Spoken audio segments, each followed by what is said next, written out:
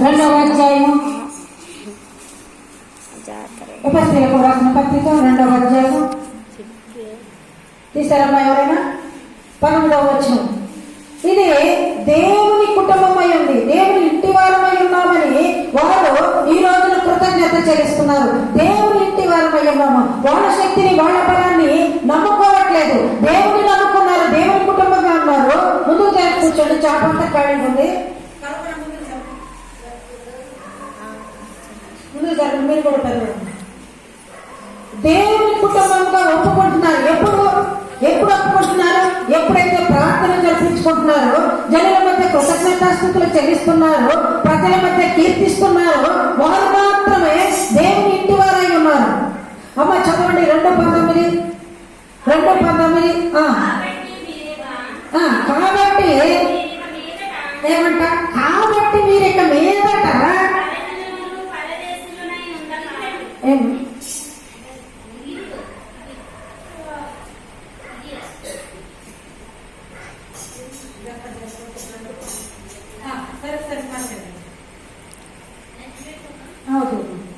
పరదేశులు కాక పరదేశులై ఉండి, కాబట్టి మీరు ఇక మీదట పరజనులలో పరదేశులై ఉండక పరిశుద్ధుల ఏక పట్టణస్థులను ఇంటి వారినై ఎవరింటి వారై ఉన్నారు? అది దేవుని ఇంటి వారినై ఉన్నారు. ఎందుకంటే దేవుని ఇంటి వారు ఇలాగే కృతజ్ఞతలు చెల్లించాలి, ఇలాగే ప్రార్థన జరిపించుకోవాలి, ఇలాగే దేవుని ప్రతి విషయమందు జనుల మధ్య ఆయనకి కృతజ్ఞత చెల్లించాలి, ప్రజలలో ఆయనను కీర్తించాలి, ఆయనను కనపరచాలి, ఆయనను మహిమపరచాలి. ఎందుకంటే నీ హృదయంలో ఏముందో కొన్ని విషయాలు హృదయంలో ఉన్నాయి, చేయకూడని అయితే సహాటులు చేస్తారు. సహాటులు చేస్తారు. కానీ చేయవలసిన దేవుని పనులు ప్రజలలో చేయాలి. హృదయంలో అనుకుంటారు, పెట్టించుకుందాంలే, ప్రార్థన పెట్టించుకుందాంలే, చేయించుకుందాంలే అనుకుంటారు. కానీ చేయించుకోవడానికి మనసు తొందరగా బయటపడరు, తొందరగా ఏకీభవించరు, తొందరగా దేవుని కీర్తించడానికి వెనుకాడుతూ ఉంటారు. అలాగే దేవుని ఇల్లు ఒకరి చేత కట్టబడినని పౌలు గారు చెప్పిన ఏప్రిల్కు రాసిన పత్రిక. ఇక అక్కడ ఆపడమ్మా, నేను త్వరగా మనకి 9:30 వాక్యం ముగిచ్చేసేయాలి. ఏప్రిల్కు రాసిన పత్రిక ప్లీజ్ 3వ అధ్యాయం 3వ వచనం మాట్లాడుతున్నామా. ఇప్పుడు మీ ఇంటి గురించి మాత్రమే ఈ రోజు దేవుడు నన్ను మాట్లాడమని చెప్పి ఉన్నాడు.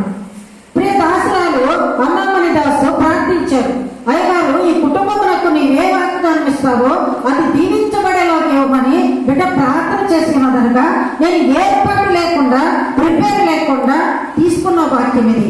ఏమంటున్నాడు అప్పుడు చదువు. ప్రతి ఇల్లులో ఎవడైనా ఒకరి చేత కట్టబడను, సమస్తమును కట్టినవాడు దేవుడే.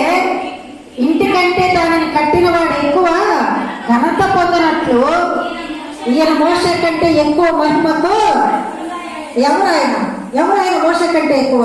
మోషే పాతకాలంలో ఎక్కువ, మనకిప్పుడు ఎవరు ఎక్కువ? ఎవరమ్మా? ఎవరు మనకిప్పుడు ఎవరు? మన దేవుడు ఎవరు? యేసు ప్రభు. మోషే కంటే ఎక్కువని బైబిల్ గ్రంథము కొత్త నిబంధన గ్రంథంలో చెప్తుంది. ఏమనంటే ఈ ఇల్లు దీవించబడినది దేవుని ఇల్లు అయి ఉన్నది. అంత మాత్రమే కాకుండా ఆ ఇల్లు కట్టినది ఒక్కడు మాత్రమే. ఎవరా ఒక్కడు? బేదారా, లేకపోతే ఇంజనీరా, లేకపోతే ఇంకెవరు? ఎవరమ్మా? ఎవరు చెప్పండి. యేసు రాజుగా వచ్చుచున్నాడు, భూలోకం తీసుకుంటారు.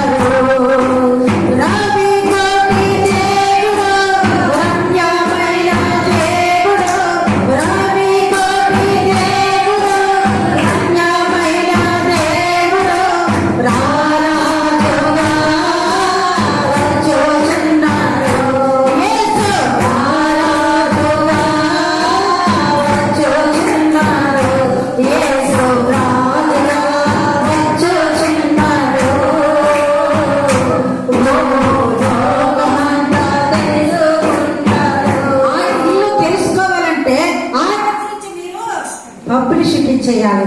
ఏమని చేయాలి? తన దూతను మాకు పంపించి ఉన్నాడు కనుక మీకు కృతజ్ఞతలు చెల్లిస్తున్నాము, అది జనుల మధ్యలో మాత్రమే చెల్లిస్తున్నామని. మరి మూడో మాటగా మనం చూసుకుంటున్నప్పుడు ప్రాకారం కలిగిన ఇల్లుగా చూస్తున్నాం. కీర్తనల గ్రంథము 31వ అధ్యాయము. ప్రాకారం అంటే ఏంటి చెప్పాలి, మీకు తెలిసిన వరకు చెప్పండి, తెలియకపోతే నేను చెప్తాను. ప్రతిరోజు నేను ప్రార్థనకు వెళ్తున్నా, మరి గొంతు పాడైపోయింది నాకు. ఊరూరు నీళ్లు తాగి ఊరూరు మైకులు పట్టుకొని ప్లీజ్ మీరు కొంచెం సహకరించాలి. 31వ కీర్తన 2వ వచనం. అమ్మా ఏమంట? నాకు ఎవరు చెవి యొక్కాలా? నీవి చెవి యొక్కి ఏ త్వరగా వినిపించాలంట? చదువు. నన్ను రక్షించుటకు నాకు ఆశ్రయశైలముగాను ప్రాకారము గల ఇల్లుగాను అంతే ఉండు. ప్రాకారములు అంటే ఏంటి చెప్పాలి. విషయంలో అనుకుంటా బాగా చుట్టూ గోడలు పెట్టుకుంది, గేట్ పెట్టుకుంది, చక్కగా ఆ ఇల్లుని అమర్చుకుంది. ఇప్పుడు ఆమె సేఫ్ జోన్ లో ఉంది, ఒక ఇంట్లో రక్షణగా ఉన్నది. ఎందుకంటే ఆ ఇంటి చుట్టూ గోడలు పెట్టుకుంది. కుక్కలు వచ్చినా మనుషులు వచ్చినా ఇతను ఏ భయమో ఏ దిగులు ఉండదు కదా. అలా ప్రాకారం కలిగిన గోడలు. ప్రాకారాలు అంటే ఏంటి? యెరూషలేము ప్రాకారములు చాలా ఎత్తుగా ఉంటాయి, మనుషులు ఎక్కలేనంత ఎత్తుగా ఉంటాయి. నీవు నేను ఎవరు? నా ప్రాణ ప్రియుడా స్తుతి మహిమ. అందరూ